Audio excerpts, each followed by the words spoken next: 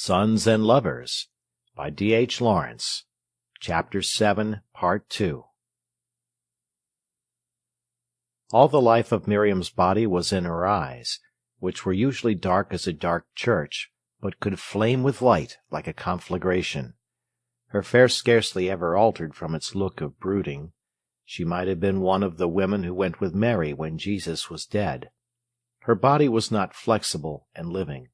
She walked with a swing, rather heavily, her head bowed forward, pondering. She was not clumsy, and yet none of her movements seemed quite the movement. Often, when wiping the dishes, she would stand in bewilderment and chagrin because she had pulled in two halves a cup or a tumbler. It was as if, in her fear and self-mistrust, she put too much strength into the effort. There was no looseness or abandon about her. Everything was gripped stiff with intensity, and her effort, overcharged, closed in on itself. She rarely varied from her swinging, forward, intense walk. Occasionally she ran with Paul down the fields. Then her eyes blazed naked in a kind of ecstasy that frightened him. But she was physically afraid. If she were getting over a stile, she gripped his hands in a little hard anguish and began to lose her presence of mind, and he could not persuade her to jump from even a small height. Her eyes dilated, became exposed and palpitating. "No!" she cried, half laughing in terror. "No!" "You shall!" he cried once, and jerking her forward, he brought her falling from the fence. But her wild "Ah!" of pain, as if she were losing consciousness, cut him. She landed on her feet safely, and afterwards had courage in this respect. She was very much dissatisfied with her lot. "Don't you like being at home?" Paul asked her, surprised. "Who would?" she answered, low and intense. "What is it? I'm all day cleaning what the boys make just as bad in 5 minutes. I don't want to be at home." "What do you want, then?" "I want to do something. I want a chance like anybody else. Why should I, because I'm a girl, be kept at home and not allowed to be anything? What chance have I?" "Chance of what?" "Of knowing anything, of learning, of doing anything. It's not fair, because I'm a woman." She seemed very bitter. Paul wondered. In his own home Annie was almost glad to be a girl. She had not so much responsibility. Things were lighter for her. She never wanted to be other than a girl. But Miriam almost fiercely wished she were a man, and yet she hated men at the same time. "But it's as well to be a woman as a man," he said, frowning. "Ha! Is it? Men have everything." "I should think women ought to be as glad to be women as men are to be men," he answered. "No." She shook her head. "No, everything the men have." "But what do you want?" he asked. "I want to learn. Why should it be that I know nothing?" "What? Such as mathematics and French?" "Why shouldn't I know mathematics? Yes!" she cried, her eye expanding in a kind of defiance. "Well, you can learn as much as I know," he said. "I'll teach you, if you like."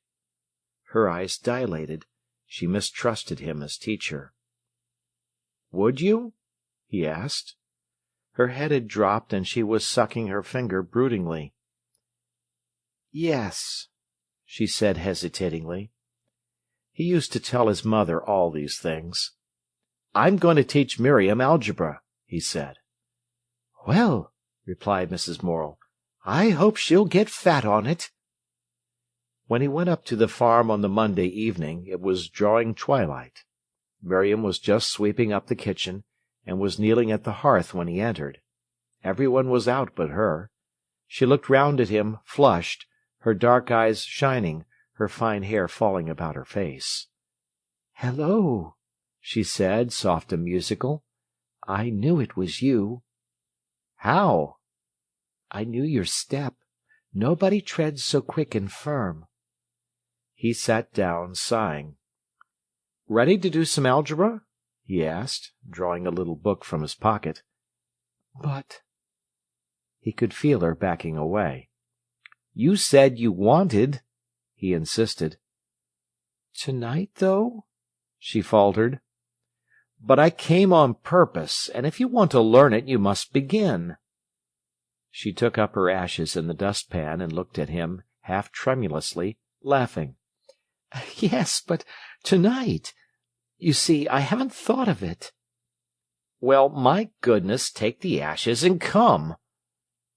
He went and sat on the stone bench in the backyard, where the big milk cans were standing, tipped up, to air. The men were in the cowsheds. He could hear the little sing-song of the milk spurting into the pails. Presently she came, bringing some big greenish apples. "You know you like them," she said. He took a bite. "Sit down," he said, with his mouth full. She was short-sighted and peered over his shoulder. It irritated him. He gave her the book quickly. "Here," he said. "It's only letters for figures.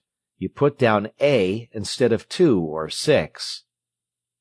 They worked, he talking, she with her head down on the book. He was quick and hasty. She never answered. Occasionally, when he demanded of her, "Do you see?" she looked up at him, her eyes wide with the half-laugh that comes of fear. "Don't you?" he cried. He had been too fast. But she said nothing. He questioned her more, then got hot.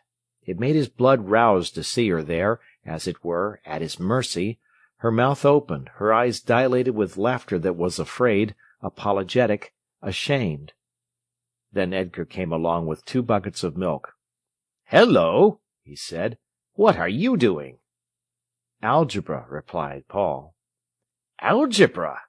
repeated Edgar curiously. Then he passed on with a laugh. Paul took a bite at his forgotten apple, looked at the miserable cabbages in the garden, pecked into lace by the fowls, and he wanted to pull them up. Then he glanced at Miriam. She was poring over the book, seemed absorbed in it, yet trembling lest she could not get at it. It made him cross. She was ruddy and beautiful, yet her soul seemed to be intensely supplicating. The algebra book she closed, shrinking, knowing he was angered, and at the same instant he grew gentle, seeing her hurt because she did not understand. But things came slowly to her, and when she held herself in a grip, seemed so utterly humble before the lesson, it made his blood rouse. He stormed at her, got ashamed, continued the lesson, and grew furious again, abusing her. She listened in silence. Occasionally, very rarely, she defended herself. Her liquid dark eyes blazed at him. "You don't give me time to learn it," she said. "All right," he answered, throwing the book on the table and lighting a cigarette. Then after a while he went back to her, repentant. So the lessons went. He was always either in a rage or very gentle. "What do you tremble your soul before it for?" he cried. "You don't learn algebra with your blessed soul. Can't you look at it with your clear, simple wits?" Often, when he went again into the kitchen, Mrs. Livers would look at him reproachfully, saying, "Paul, don't be so hard on Miriam. She may not be quick, but I'm sure she tries." "I can't help it," he said, rather pitiably. "I go off like it." "You don't mind me, Miriam, do you?" he asked of the girl later. "No," she reassured him in her beautiful, deep tones. "No, I don't mind." "Don't mind me. It's my fault." But, in spite of himself, his blood began to boil with her. It was strange that no one else made him in such fury. He flared against her. Once he threw the pencil in her face. There was a silence. She turned her face slightly aside. "I didn't—" he began, but got no farther, feeling weak in all his bones. She never reproached him or was angry with him. He was often cruelly ashamed. But still again his anger burst like a bubble surcharged, And still, when he saw her eager, silent, as it were, blind face, he felt he wanted to throw the pencil in it. And still, when he saw her hand trembling and her mouth parted with suffering, his heart was scalded with pain for her. And because of the intensity to which she roused him, he sought her. Then he often avoided her and went with Edgar. Miriam and her brother were naturally antagonistic. Edgar was a rationalist who was curious and had a sort of scientific interest in life. It was a great bitterness to Miriam to see herself deserted by Paul for Edgar, who seemed so much lower. But the youth was very happy with her elder brother. The two men spent afternoons together on the land or in the loft doing carpentry, when it rained. And they talked together, or Paul taught Edgar the songs he himself had learned from Annie at the piano. And often all the men, Mr. Livers as well, had bitter debates on the nationalizing of the land and similar problems. Paul had already heard his mother's views, and as these were as yet his own, he argued for her. Miriam attended and took part, but was all the time waiting until it should be over and a personal communication might begin. "After all," she said within herself, "if the land were nationalized, Edgar and Paul and I would be just the same." So she waited for the youth to come back to her. He was studying for his painting. He loved to sit at home, alone with his mother, at night, working and working. She sewed or read. Then, looking up from his task, he would rest his eyes for a moment on her face that was bright with living warmth, and he returned gladly to his work. "I can do my best things when you sit there in your rocking-chair, Mother," he said. "I'm sure!" she exclaimed, sniffing with mock skepticism. But she felt it was so, and her heart quivered with brightness. For many hours she sat still, slightly conscious of him labouring away, whilst she worked or read her book. And he, with all his soul's intensity directing his pencil, could feel her warmth inside him like strength. They were both very happy so, and both unconscious of it. These times that meant so much, and which were real living, they almost ignored. He was conscious only when stimulated. A sketch finished, he always wanted to take it to Miriam. Then he was stimulated into knowledge of the work he had produced unconsciously. In contact with Miriam he gained insight. His vision went deeper. From his mother he drew the life-warmth, the strength to produce. Miriam urged this warmth into intensity like a white light. When he returned to the factory, the conditions of work were better. He had Wednesday afternoon off to go to the art school, Miss Jordan's provision, returning in the evening. Then the factory closed at 6 instead of 8 on Thursday and Friday evenings. One evening in the summer, Miriam and he went over the fields by Herod's farm on their way from the library home. So it was only 3 miles to Willey Farm. There was a yellow glow over the mowing grass, and the sorrel heads burned crimson. Gradually, as they walked along the high land, the gold in the west sank down to red, the red to crimson, and then the chill blue crept up against the glow. They came out upon the high road to Alfreton, which ran white between the darkening fields. There Paul hesitated. It was 2 miles home for him, 1 mile forward for Miriam. They both looked up the road that ran in shadow right under the glow of the northwest sky.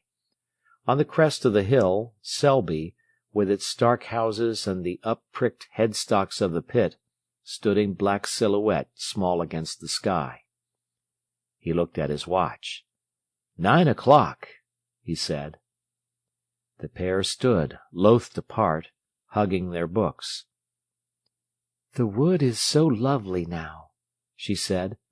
"I wanted you to see it." He followed her slowly across the road to the white gate. "They grumble so if I'm late," he said. "But you're not doing anything wrong," she answered impatiently. He followed her across the nibbled pasture in the dusk. There was a coolness in the wood, a scent of leaves, of honeysuckle, and a twilight. The two walked in silence. Night came wonderfully there, among the throng of dark tree trunks. He looked round, expectant. She wanted to show him a certain wild rose bush she had discovered. She knew it was wonderful, and yet, till he had seen it, she felt it had not come into her soul. Only he could make it her own, immortal. She was dissatisfied. Dew was already on the paths. In the old oak wood a mist was rising, and he hesitated, wondering whether one whiteness were a strand of fog or only campion flowers pallid in a cloud. By the time they came to the pine trees, Miriam was getting very eager and very tense. Her bush might be gone. She might not be able to find it, and she wanted it so much. Almost passionately she wanted to be with him when he stood before the flowers. They were going to have a communion together, something that thrilled her, something holy. He was walking beside her in silence. They were very near to each other. She trembled, and he listened, vaguely anxious. Coming to the edge of the wood, they saw the sky in front, like mother of pearl, and the earth growing dark. Somewhere on the outermost branches of the pine wood the honeysuckle was streaming scent. "Where?" he asked. "Down the middle path," she murmured, quivering. When they turned the corner of the path, she stood still. In the wide walk between the pines, gazing rather frightened, she could distinguish nothing for some moments. The greying light robbed things of their colour. Then she saw her bush.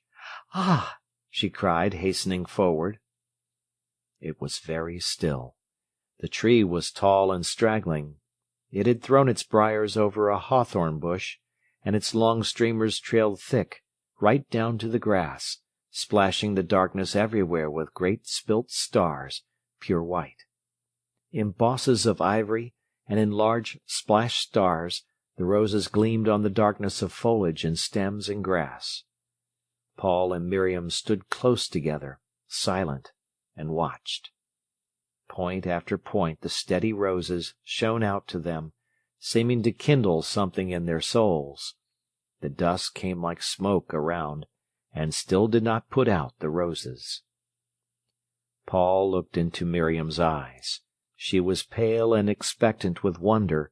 Her lips were parted, and her dark eyes lay open to him. His look seemed to travel down into her. Her soul quivered. It was the communion she wanted.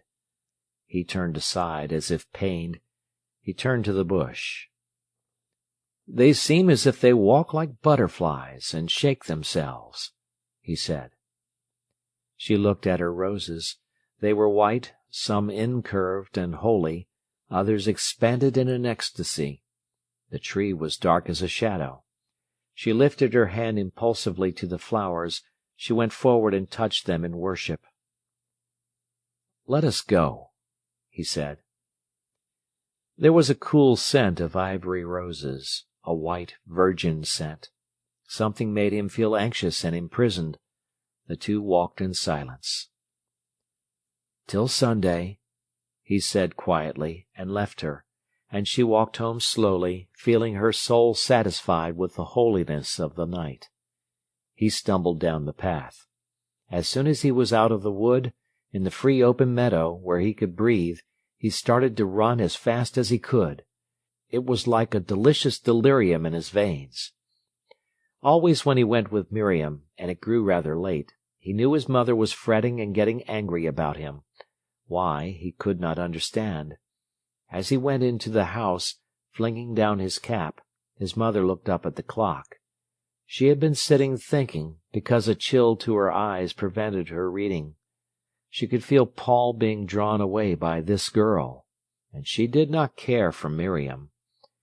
"She is one of those who will want to suck a man's soul out till he has none of his own left," she said to herself.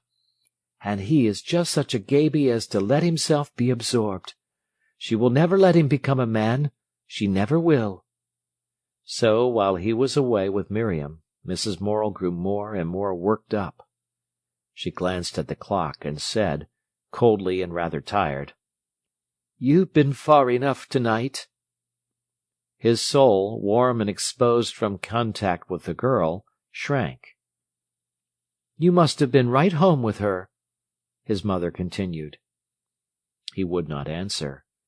Mrs. Morel, looking at him quickly, saw his hair was damp on his forehead with haste, saw him frowning in his heavy fashion, resentfully. "She must be wonderfully fascinating, that you can't get away from her, but must go trailing 8 miles at this time of night." He was hurt between the past glamour with Miriam and the knowledge that his mother fretted. He had meant not to say anything, to refuse to answer, but he could not harden his heart to ignore his mother. "I do like to talk to her," he answered irritably. "Is there no one else to talk to?" "You wouldn't say anything if I went with Edgar." "You know I should. You know, whoever you went with, I should say it was too far for you to go trailing, late at night, when you've been to Nottingham. Besides," her voice suddenly flashed into anger and contempt, "it is disgusting, bits of lads and girls courting." "It is not courting," he cried. "I don't know what else you call it." "It's not. Do you think we spoon and do? We only talk." "Till goodness knows what time and distance," was the sarcastic rejoinder. Paul snapped at the laces of his boots angrily. "What are you so mad about?" he asked. "Because you don't like her." "I don't say I don't like her, but I don't hold with children keeping company, and never did." "But you don't mind our Annie going out with Jim Inger?" "They've more sense than you two." "Why?" "Our Annie's not one of the deep sort." He failed to see the meaning of this remark, but his mother looked tired. She was never so strong after William's death, and her eyes hurt her. "Well," he said, "it's so pretty in the country. Mr. Sleeth asked about you. He said he'd missed you. Are you a bit better?" "I ought to have been in bed a long time ago," she replied. "Why, mother, you know you wouldn't have gone before 10:15. "Oh, yes, I should." "Oh, little woman, you'd say anything now you're disagreeable with me, wouldn't you?" He kissed her forehead that he knew so well, the deep marks between the brows, the rising of the fine hair, greying now, and the proud setting of the temples. His hand lingered on her shoulder after his kiss. Then he went slowly to bed. He had forgotten Miriam. He only saw how his mother's hair was lifted back from her warm, broad brow, and somehow she was hurt. Then the next time he saw Miriam, he said to her, "Don't let me be late tonight, not later than 10 o'clock. My mother gets so upset." Miriam dropped her head, brooding. "Why does she get upset?" she asked. "Because she says I oughtn't to be out late when I have to get up early." "Very well," said Miriam rather quietly, with just a touch of a sneer. He resented that, and he was usually late again. That there was any love growing between him and Miriam neither of them would have acknowledged. He thought he was too sane for such sentimentality, and she thought herself too lofty. They both were late in coming to maturity, and psychical ripeness was much behind even the physical. Miriam was exceedingly sensitive, as her mother had always been. The slightest grossness made her recoil almost in anguish. Her brothers were brutal, but never coarse in speech. The men did all the discussing of farm matters outside. But, perhaps, because of the continual business of birth and of begetting which goes on upon every farm, Miriam was the more hypersensitive to the matter, and her blood was chastened almost to disgust of the faintest suggestion of such intercourse. Paul took his pitch from her, and their intimacy went on in an utterly blanched and chaste fashion. It could never be mentioned that the mare was in foal. When he was 19, he was earning only 20 shillings a week, but he was happy. His painting went well, and life went well enough. On the Good Friday he organized a walk to the Hemlock Stone. There were 3 lads of his own age, then Annie and Arthur, Miriam and Geoffrey. Arthur, apprenticed as an electrician in Nottingham, was home for the holiday. Morel, as usual, was up early, whistling and sawing in the yard. At 7 o'clock the family heard him buy 3 pennyworth of hot-cross buns. He talked with gusto to the little girl who brought them, calling her "my darling." He turned away several boys who came with more buns, telling them they had been kested by a little lass. Then Mrs. Morel got up, and the family straggled down. It was an immense luxury to everybody, this lying in bed just beyond the ordinary time on a week-day. And Paul and Arthur read before breakfast, and had the meal unwashed, sitting in their shirt-sleeves. This was another holiday luxury. The room was warm. Everything felt free of care and anxiety. There was a sense of plenty in the house. While the boys were reading, Mrs. Morel went into the garden. They were now in another house, an old one, near the Scargill Street home, which had been left soon after William had died. Directly came an excited cry from the garden. "Paul! Paul, come and look!" It was his mother's voice. He threw down his book and went out.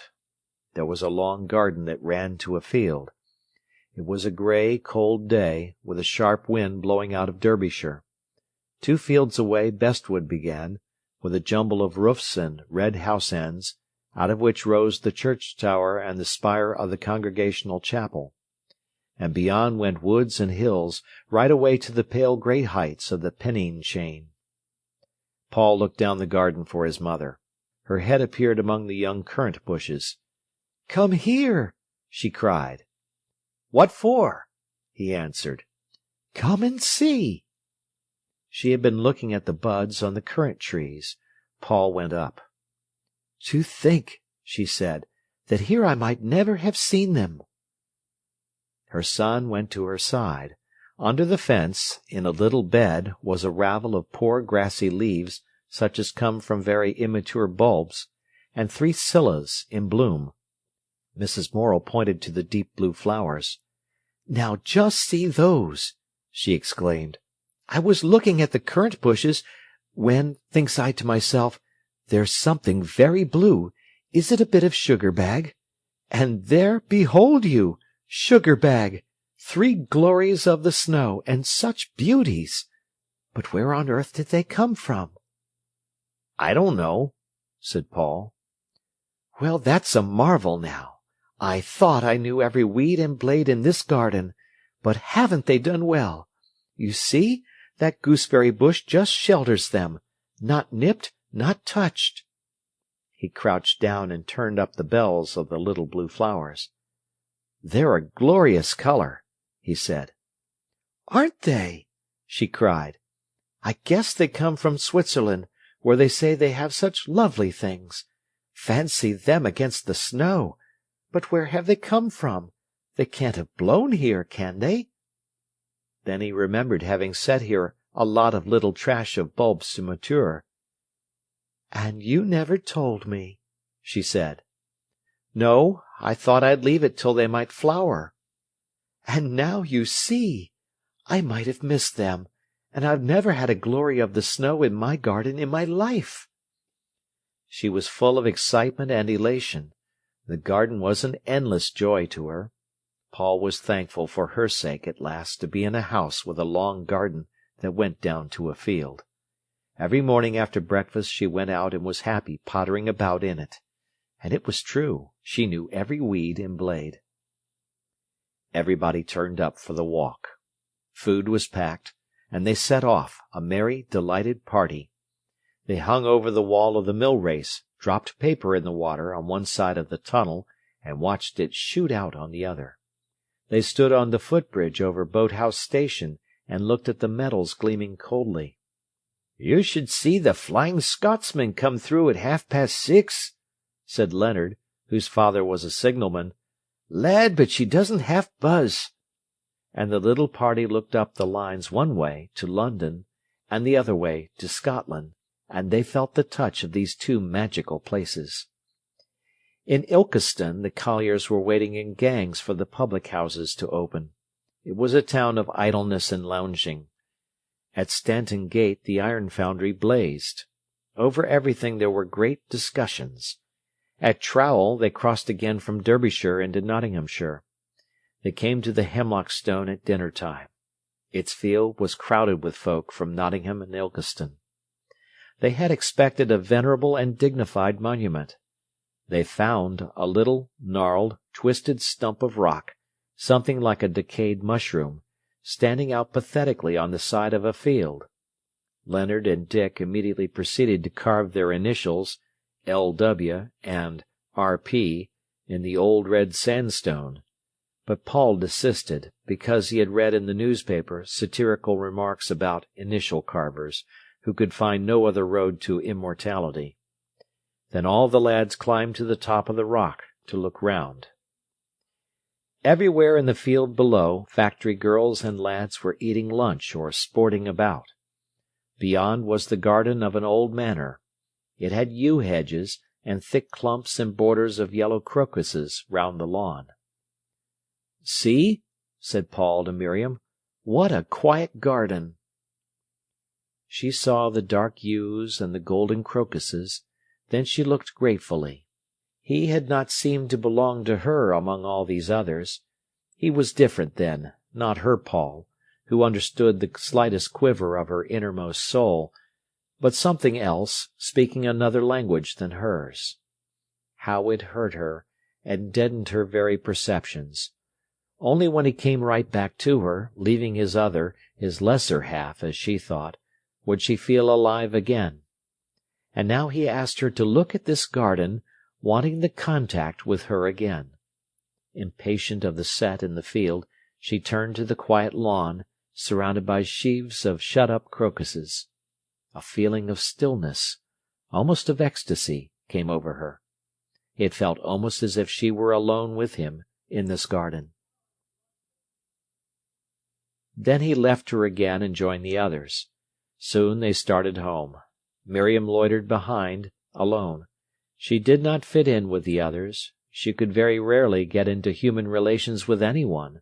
So her friend, her companion, her lover, was nature. She saw the sun declining wanly. In the dusky, cold hedgerows were some red leaves. She lingered to gather them, tenderly, passionately. The love in her finger-tips caressed the leaves. The passion in her heart came to a glow upon the leaves. Suddenly she realized she was alone in a strange road, and she hurried forward. Turning a corner in the lane, she came upon Paul, who stood bent over something, his mind fixed on it, working away steadily, patiently, a little hopelessly. She hesitated in her approach to watch. He remained concentrated in the middle of the road. Beyond, one rift of rich gold in that colourless grey evening seemed to make him stand out in dark relief. She saw him, slender and firm, as if the setting sun had given him to her. A deep pain took hold of her, and she knew she must love him. And she had discovered in him a rare potentiality, discovered his loneliness. Quivering as at some annunciation, she went slowly forward. At last he looked up. "Why," he exclaimed gratefully, "have you waited for me?" She saw a deep shadow in his eyes. "What is it?" she asked. "The spring broken here." And he showed her where his umbrella was injured. Instantly, with some shame, she knew he had not done the damage himself, but that Geoffrey was responsible. "It is only an old umbrella, isn't it?" she asked. She wondered why he, who did not usually trouble over trifles, made such a mountain of this molehill. "But it was William's, and my mother can't help but know," he said quietly, still patiently working at the umbrella. The words went through Miriam like a blade.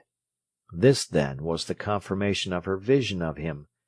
She looked at him, but there was about him a certain reserve, and she dared not comfort him, not even speak softly to him. "Come on," he said. "I can't do it." And they went in silence along the road. That same evening they were walking along under the trees by Nether Green. He was talking to her fretfully, seemed to be struggling to convince himself. "You know," he said, with an effort, "if one person loves, the other does." "Ah," she answered, "like mother said to me when I was little, love begets love." "Yes, something like that, I think it must be." "I hope so, because, if it were not, love might be a very terrible thing," she said. "Yes, but it is, at least with most people," he answered. And Miriam, thinking he had assured himself, felt strong in herself. She always regarded that sudden coming upon him in the lane as a revelation, and this conversation remained graven in her mind as one of the letters of the law. Now she stood with him and for him. When, about this time, he outraged the family feeling at Willey Farm by some overbearing insult, she stuck to him and believed he was right. And at this time she dreamed dreams of him, vivid, unforgettable. These dreams came again later on, developed to a more subtle psychological stage. End of Part 2 of Chapter 7.